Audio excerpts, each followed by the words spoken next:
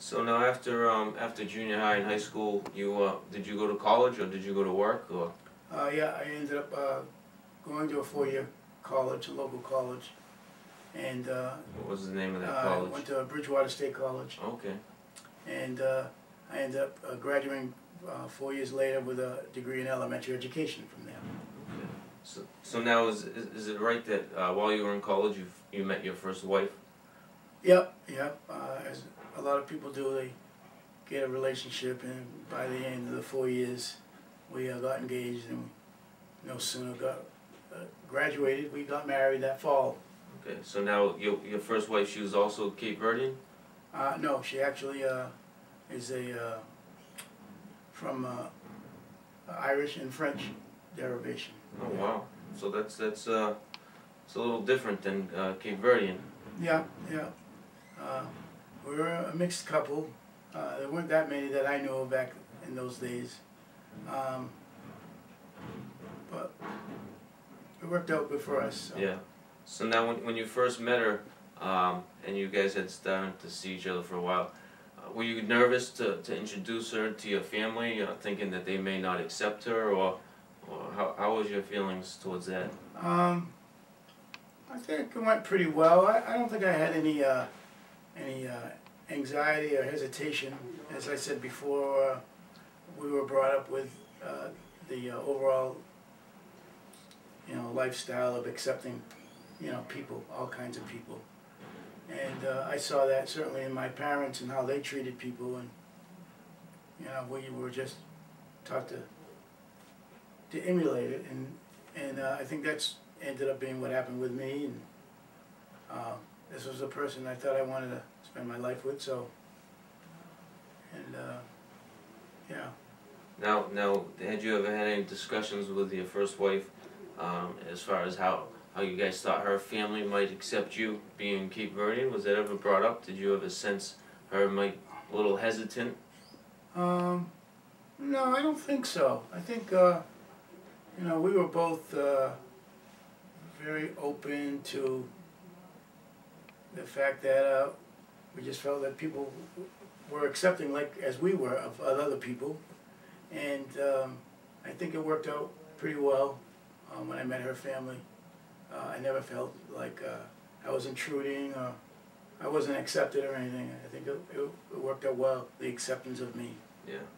Now, when you guys got together and you'd go out in public, movies or anything out there in general, did you guys ever sense people might be, whispering behind your back or even maybe to your face? You feel like because she was white and you were of darker skin, that people might be being a little biased towards you guys? Yeah. No, we never experienced that face to face. I'm sure there were people around us who kind of thought that was kind of odd back in the early 70s. Like I said earlier, you didn't see a lot of that. Now, any specific incidents that you can remember or recollect? Nothing happened that I can really recall as sticking out in my mind until once we got married. We had an incident where we went to a local town and we were looking for a place to stay, and we answered an ad the day before for an apartment, and we went the very next day that we saw the ad, and the landlord came to the door, and when he opened the door he saw us and kind of was taken back and asked why we were there. We told him we had seen the ad, and he immediately said that the apartment wasn't available, and made some stories or whatnot.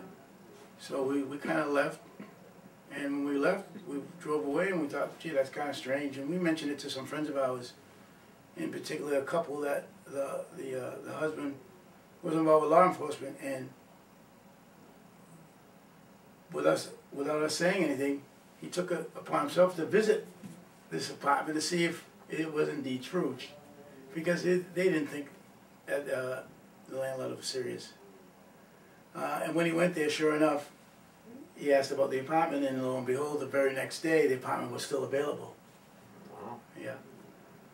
So that must have been kind of disappointing to hear that news, that that people out there were really had that mindset that they could do that to someone else? Yeah, I mean, we had known, of course, reading in newspapers and seeing movies and hearing stories, we know that attitude is out there, but that was our first time that we were exposed to it on a personal basis, and yeah, it was hurtful, it hurt, and I was kind of mad.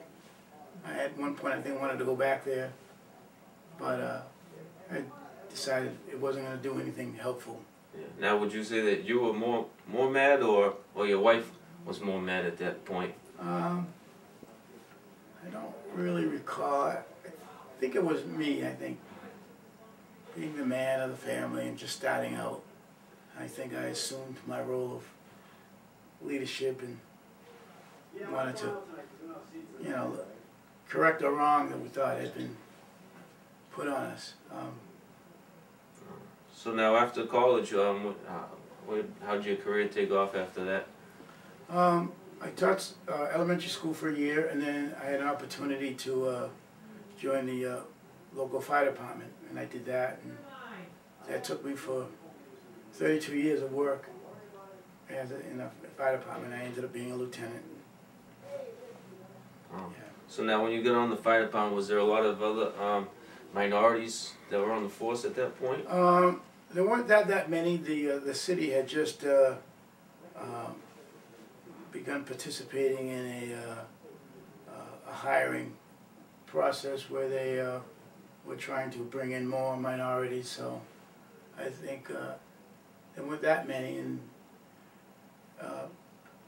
it stayed kind of a very small minority. Yeah. Yeah. So now, did all the the minorities, did they tend to stick together, or how did the older white firefighters, how would they treat the minorities at that time? Of course, the younger ones were pretty accepting. I think the only time you ever heard any grumbling was probably from the older firefighters. Of course, at the time I was only in my 20s, so we're talking about fellas that were in their 50s or maybe early 60s, but nothing to the extent where people felt that they had to bring charges up or anything like that. Just kind of an understanding. Certain firefighters, didn't want to work with certain other firefighters. So. Now, Cape Verdeans, do they have like a special diet? What kind of foods do Cape Verdeans tend to eat? It's pretty much a kind of a tropical climate diet. They eat a lot of rice, a lot of fried food, a lot of fish. Not too spicy, but a very common, basic type of food because of the social economic level over there, not having a lot of money. So, yeah. So now, what do you think nowadays, being 2011, as far as seeing the amount of interracial couples that are out there, knowing that you were probably one of the forefathers as far as being involved in one? I think it was just a natural kind of occurrence where people in our generation had mixed marriages, and then our children who were mixed ended up going out in the world, and chances are they might marry people who were mixed or of the opposite complexion, and then just the fact that you see it happening more and more, it's a good thing. Yeah. Yeah. All right. Well, we want to thank you for coming on, sharing some of your experience with us. We appreciate that, and hopefully this will be good for the generations to come. Knowing how it started. This is the history of not only the Cape Verdean ancestry, but also interracial couples and some of the trials and tribulations that take place with both. I hope so. Yes, and thank you for giving me an opportunity to share some of my experiences. Okay. Well, thank you very much. You're welcome.